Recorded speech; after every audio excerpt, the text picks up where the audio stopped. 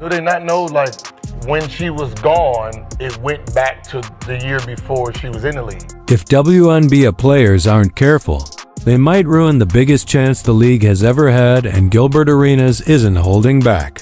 Former NBA star Gilbert Arenas just sent a serious message to the people criticizing Caitlin Clark in the WNBA. And they really need to pay attention. Caitlin Clark is bringing in huge TV ratings, breaking attendance records, and drawing billion-dollar interest every time she plays. But despite all the good she's doing for the league, some players might end up destroying it from the inside. We got a proposal from the league, which was honestly a slap in the face. What if the WNBA is about to lose everything it's built just when it's finally winning? This could be the biggest mistake in sports history. Right now, WNBA players are in the middle of the most important contract negotiations of their careers. New collective bargaining agreement. And they're coming in strong, speaking out publicly, and getting ready for a serious fight. But what we might actually be seeing is one of the biggest miscalculations in sports history. The players don't seem to realize they're walking straight into a trap, one that could undo everything Caitlin Clark has brought to the league. While they don't seem to see it, a lot of fans and analysts are pointing it out loud and clear. Things have gotten so tense that some people are even saying Caitlin Clark should just start her own league. At the beginning of the season, that idea sounded crazy. But now, after everything that's happened, there's a real chance she might actually do it. In fact, she may not have a choice. Let's break down what Gilbert Arenas just said and all the recent events that could force Caitlin to make a huge decision. Stick around until the end and let me know if you agree or disagree with my prediction. But first, like this video and drop it in the comments if you think Caitlin should start her own league. Now, let's rewind to a moment that turned out to be a warning no one took seriously until now. I'm hearing like, yeah, they don't give us, if y'all don't give us what we want, like, we sit out. That's a possibility, for real. Want proof that Caitlin Clark is the WNBA's biggest star? Just look at the ratings when she's on and off the court. It's really simple. When Caitlin Clark plays, the ratings go way up. When she's not playing, they drop fast. That's not even up for debate anymore. The numbers don't lie. But here's the crazy part. While Caitlin keeps bringing all this energy and attention, some players are getting more aggressive. The jealousy and pettiness have hit a new level. For many fans and even some media voices, the last straw was the All-Star voting. When she came into the league, obviously interest went way up and some of the finances went way up, but there was some argument that it was a little bit of, a rising tide lifts all boats. But here we go with Caitlin Clark, singularly, being missing for the time she was gone, and ratings tanking, 50% in some cases. And then also she comes back and reminds everyone how spectacular she is, and everybody's talking about the WNBA. So if you needed to sort of have it affirmed to you that it is just her, that the singularity of her is what we are talking about, and her star power, you got it. Imagine being the top fan favorite but still getting ranked way lower by your own teammates. That's exactly what happened to Caitlin Clark. Caitlin got the most fan votes ever recorded. But the players didn't just leave her out of the top 4, they ranked her the 9th best guard. Not overall player, just guard. This is the same Caitlin who finished 4th in MVP voting last year. And this season, even with injuries, her stats are still strong. Plus, the way teams defend her proves she's not 9th best. She gets double-teamed as soon as she crosses half court. She's the whole scouting report. Here's why this matters, and why what Gilbert Arenas said is so important. Every time Caitlin gets attacked like this, her fans get pushed away. When fans feel pushed away, you don't just lose viewers, you lose the chance to make them lifelong WNBA supporters, right? Now many of Caitlin's fans don't just feel left out, they're actually rooting against the league. They want her to quit the WNBA, start her own league, and leave the WNBA behind. They even celebrate when ratings drop. It's become an us versus them situation, and the WNBA helped Now add a possible player strike to the mix. If that happens, those new fans could disappear for good. And the players leading the fight in these talks might have the biggest conflict of interest you can imagine. 9th best guard in the league. Don't try to give me the excuses of, well, she's been struggling lately, or she missed some games with injury. Come on, this is insanity, and I think it's an activist vote by the women of the WNBA who simply cannot stand her success. It's so dumb and it's so childish. What if some of the WNBA's top players are secretly preparing to replace the league they're supposed to be supporting? Two important players in the WNBA's contract talks, Breanna Stewart and Nika Collier, also own a new league called Unrivaled. This league has outside investors, a national TV deal, and already signed many of the WNBA's best and youngest stars. So, while they are negotiating for WNBA players at the table, they also have a backup plan that could completely replace the WNBA. This makes it even harder for new fans to trust the league. Fans love Caitlin Clark, but if the WNBA keeps not valuing her, her fans will lose interest. That's why what Gilbert Arenas said matters so much. With all the jealousy, the contract, battles, and conflicts of interest going on, he told the WNBA the truth they need to hear. Just enjoy the game and keep moving forward. Let me make sure I'm understanding this correctly. The owner of a competing basketball league is negotiating the salaries of players who are playing in the league they're competing against? But KC, Unrivaled isn't competing with the WNBA. Unrivaled was launched so WNBA players had the opportunity to make six-figure salaries that they could never earn in the WNBA. I'm pretty sure that is the definition of conflict of interest. What if the WNBA is sitting on a superstar who could change everything, but they don't even realize it? Gilbert has a lot more to say, but I'll stop here because this part really shocks people. The WNBA has the female Michael Jordan right now. She's breaking records with ratings, selling out arenas, and bringing the league into a whole new level of TV money. That new media rights deal is said to be worth $270 million a year, almost $3 billion over the whole contract. This is why they're trying to renegotiate the contract early. But despite all this, the pettiness keeps going. It's crazy.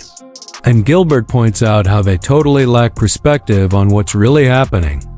Just enjoy and go on with it. Like, think about what they was getting paid before they said, Jordan, you're the guy. What do you think Magic and Bird and all them making? Do you know how much Charles Barkley was making his rookie year before the TV deals that Jordan brung in? If you're making $40,000, every 5 months, and now you're making 80, do your job. And vote for the person who got you there. Yeah, that's weird to me. What if one player's success could lift the whole league and some players just don't see it? This isn't hard to understand, but the players don't seem to get it. Caitlin's spotlight doesn't just shine on her, it shines on everyone. Even when she's not playing, the games with her team still get over 1 million viewers, which is more than twice what most other teams get. I'll explain why in a moment. And remember what Gilbert said, when she eats, you all eat. This isn't the first time a former basketball star has spoken some real truth. She eat, y'all eat. Clean up. Let me clean up. I got you. This is what you wanted. This is what you needed, that we're not watching you for your talent. Someone came in that everybody wants to watch, kids, everybody. Now we can see your talent. What if the biggest mistake the WNBA players made was underestimating Caitlin Clark and paying a heavy price for it?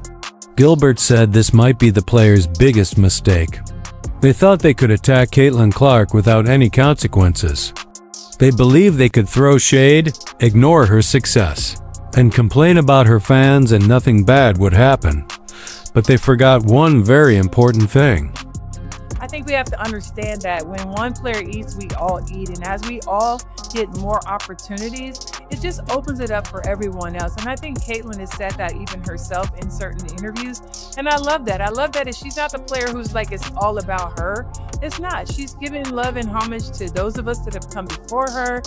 She shares the wealth with her teammates, and she doesn't have to do that. So I just don't, again, I don't know what the big deal is about the fact that Caitlin is getting a lot of love. She deserves that, and she's helped change this game just as a lot of other players have. What if the WNBA's biggest problem isn't talent, but the way it treats its fans? That's exactly what happened. Instead of welcoming Caitlin Clark's fans and turning them into WNBA fans, some players did the opposite. They let jealousy take over and pushed away the very people who wanted to support the league by constantly throwing shade at Caitlin. Now her fans don't like them. Meanwhile, the Fever took a different path. Their campaign sent a simple message. Our fans don't need permission or to be told how to cheer. They're already here and we're happy to have them. That attitude worked. Even when Caitlin isn't playing, Fever games get way more viewers than any other team. Despite their mistakes this season, there are many, they did one thing right. They embraced their fans. The league hasn't done that. Now, there's an us versus them feeling, not just between Fever fans and other teams, but between Caitlin's fans and the whole league. That's the huge trap players are falling into with their contract talks. They think casual fans will come back, but really, those fans are ready to leave. And that leads to this. You're sitting there beating it up and doing all this. All y'all become is hated. Like, have y'all not paid attention? No one is caring about anything else. You want to beat on it, they're going to hate on it. You want to talk they're going to hate on it. Like, there comes a point where reality has to kick in. You can keep fighting the fight, and you're going to be the odd person that looks bad. It used to seem crazy to think Caitlin Clark would leave the WNBA, but now, things might be changing. Every move Caitlin has made shows she puts the WNBA first. That's why she said no to the NBA All-Star three-point contest. She wants her first three-point contest to happen at the WNBA All-Star game. It's also why she turned down playing in Unrivaled, even with $1 million offer. She wants real 5-on-5 basketball, real competition, and to make history. This is all about her legacy. But now, the tide might be turning. Here's why. I never remember this being true before, but I think it is true for her. Never been true in team sports. The WNBA needs Caitlin Clark more than Caitlin Clark needs the WNBA. If the league will not protect her and allow her to play basketball at the highest level, then she should leave and start a brand new league. Heck, I would invest in it. If you told me right now, hey, Clay, you can invest in Caitlin Clark or you can invest in the WNBA without Caitlin Clark, I would invest in Caitlin Clark's new league. I just would. Want to know why Caitlin Clark looks frustrated? Watch her reaction during a recent game. It says it all. If you watch closely when Fever head coach Stephanie White is arguing with the refs, you can see it on Caitlin's face, the nodding, the body language, the expression. She's not just listening, she's agreeing, and not quietly. With all the hard fouls, missed calls, and no real protection from the league, it's clear she's fed up. This wasn't just one time. It happened after a game where she got body checked and swiped at, with no punishment for the other player. And it's no secret anymore, this is not just about one game or one play. It's a problem all across the league. Just listen to how coaches are now changing how they prepare because of it. I started talking to the officials in the first quarter, and we knew this was going to happen.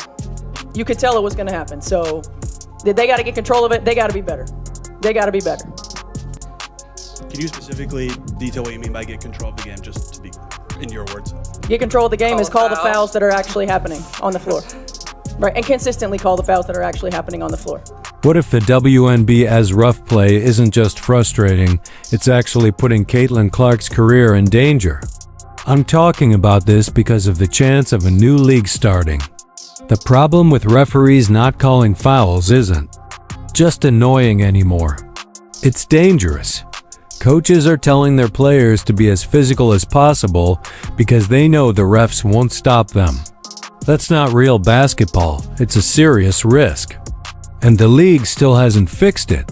For Caitlin, this is a huge threat. So far, her injuries have been small. But a major injury, like a torn ACL, from players being too rough could end her career. All the attention, new fans, sponsors, and primetime games all depend on Caitlin being able to play. The league talks about physical play as a reason too. Watch, but Caitlin makes it clear she cares more about skill than roughness or drama when it comes to growing the game. One coach told me, we tell our players to be as physical as they can possibly be for 40 minutes because we know for 38 of them, they're pretty much going to get away with it. So I think everybody would like to see a tighter whistle and a little bit more freedom of movement. What if the WNBA could get even bigger by focusing on skill, not rough play? When it comes to the WNBA, people want to watch Caitlin Clark's skill, not eye pokes or body checks. You'd think a league that values skill and showmanship would do better in ratings, especially with Caitlin on the court. Gilbert Arenas said it perfectly once again. It's been in the news a lot recently that the NBA ratings are down. Should we brainstorm a few ideas to bring back ratings into the NBA? What do you think? I've been asking a lot of people about this and why they think they're down. I would say, honestly, I feel like the average basketball fan doesn't understand how good NBA players are, and they think it looks like they're not trying. I promise you they're trying. They're just so good. Maybe people want more beef and physicality, and people think it's gotten soft, but I think that's also because the skill has just changed. What if Caitlin Clark could shake up the entire WNBA by threatening to join a rival league? When you put it all together, if the league won't protect Caitlin and players keep undermining her, she might have no choice but to find a new path. She can't rely on a system that clearly doesn't value what she brings. Here's the part the league should really worry about. Caitlin doesn't have to wait. Right now, she has the power, platform, and influence to force change fast, I think. She could help create a competing league, but she probably wouldn't build one from scratch. Like a big injury would hurt her brand, trying to start a rival league while playing in the WNBA would be impossible to hide. If she tried both, she might have to leave and play overseas while the new league grows. But playing overseas could mean losing many fans, and that would hurt her new league's impact. The simplest move she could make now is to threaten to join, unrivaled as an owner, and push it to become a 5-on-5 league. If the WNBA doesn't fix officiating and prioritize player safety, the moment she plays, everything changes. Ratings would jump, sponsors would come, and big networks like Fox Sports might want in. Meanwhile, the WNBA's numbers would drop without her. If it became known that Caitlin was thinking about owning part of Unrivaled, NBA Commissioner Adam Silver would step in. The NBA has invested too much in the WNBA to lose its biggest star over bad calls and rough play.